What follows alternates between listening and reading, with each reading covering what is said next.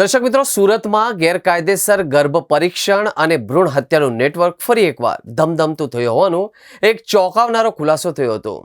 વરાછામાં 6 મહિના પહેલા પણ ગેરકાયદેસર ગર્ભ પરીક્ષણ અને ગર્ભપાતના ગુનામાં ઝડપાઈ ચૂકેલા ફાર્માસિસ્ટ રામ ગોપાલ ખંડેલવાલે સુધરવાના બદલે ફરીથી એ જ વિસ્તારમાં નવી હોસ્પિટલના નામે એક મોટો ગોરખ ધંધો શરૂ કરી દીધો હતો। આ અંગે સુરત જિલ્લા આરોગ્ય વિભાગને ચોક્કસ બાતમી મળતા મુખ્ય જિલ્લા આરોગ્ય અધિકારીની ટીમે વરાછા પોલીસને સાથે રાખી હોસ્પિટલ પર દરોડા પાડ્યા। રેડ દરમિયાન સ્થળ પરથી ગર્ભપાત કરવા માટે આવેલી 3 સગર્ભા મહિલાઓ પણ મળી આવતા સમગ્ર મેડિકલ આલમમાં ભારે ચકચાર મચી ગઈ હતી। આ મામલે વરાછા પોલીસે ફાર્માસિસ્ટ રામ ગોપાલ ખંડેલવાલ વિરુદ્ધ પીસી એન્ડ પીએનડીટી એક્ટ હેઠળ ગુનો નોંધી કાયદેસરની કાર્યવાહી હાથ ધરી હતી અને આરોગ્ય વિભાગે હોસ્પિટલને સીલ મારી દીધું હતું। દર્શક મિત્રો, આશ્ચર્યની વાત તો એ છે કે રામ ગોપાલ પોતે કોઈ ક્વોલિફાઈડ ડોક્ટર નથી, માત્ર ફાર્માસિસ્ટ છે, છતાંય તે પોતે જ હોસ્પિટલમાં આવતા નિર્દોષ દર્દીઓના ગર્ભપાતના ઓપરેશન કરતો હતો।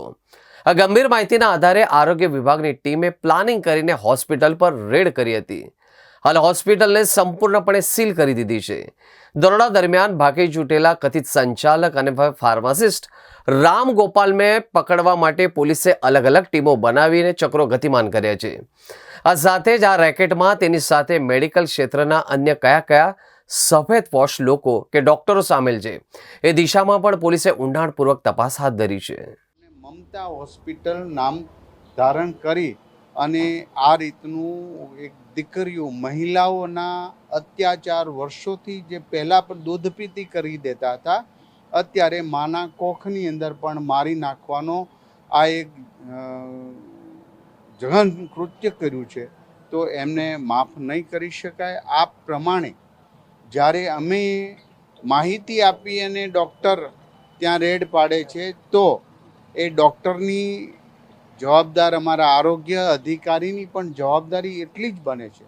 માટે આ અનિલ પટેલ ડૉક્ટરને પણ અમે શોકોદની નોટિસ પાઠવેલી છે અને જ્યાં જ્યાં ગુજરાતમાં ભેળસેળ વગેરે આવી માહિતી અમને પ્રાપ્ત થશે અને જો એ વિસ્તારનો ડૉક્ટર કે અમારા અધિકારી જો એમાં બેદરકારી દાખવશે તો એમના ઉપર કડકમાં કડક કાર્યવાહી થશે। ઇલીગલ પ્રવૃત્તિઓ ચાલે એનું અમને માહિતી મળી હતી અને એમનું લોકેશન અને પેશન્ટ સાથેની જે પ્રૂફ મળ્યો હતો એના ધ્યાને લઈ અમે તરત જ ત્યાં અડધો કલાકમાં ત્યાં હોસ્પિટલમાં રેડ કરવામાં આવી છે। ટીમ દ્વારા ત્યાં ચકાસણી કરવામાં આવી હતી। ચકાસણી દરમિયાન ત્યાં ગર્ભપાત માટેના 3 પેશન્ટો એડમિટ હતા।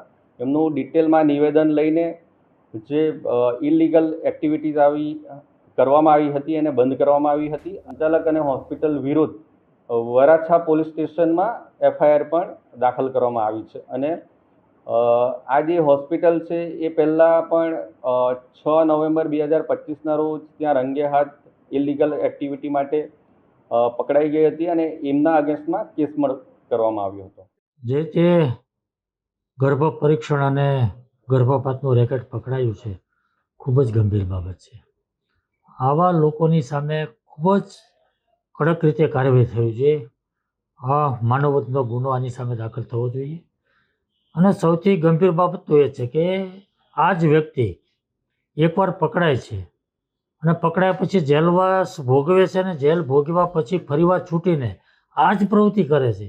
આ તો ખૂબ જ ગંભીર બાબત છે। મને એવું લાગે છે કે આરોગ્ય વિભાગે આવા લોકોની ઉપર બાજ નજર રાખવી જોઈએ। આવા લોકોની ઉપર નજર રાખીને આવી પ્રવૃત્તિ ગેરકાયદેસર કરી અને એની સામે કડકમાં કડક કાર્યવાહી કરે અને કાયદાનો ડર પેદા થાય, માણસ બીજી વાર આવી પ્રવૃત્તિ ન કરે એનું કડક રીતે પાલન થવું જોઈએ અને એ રીતની કામગીરી કરી અને આરોગ્ય વિભાગે દાખલો બેસાડવો જોઈએ।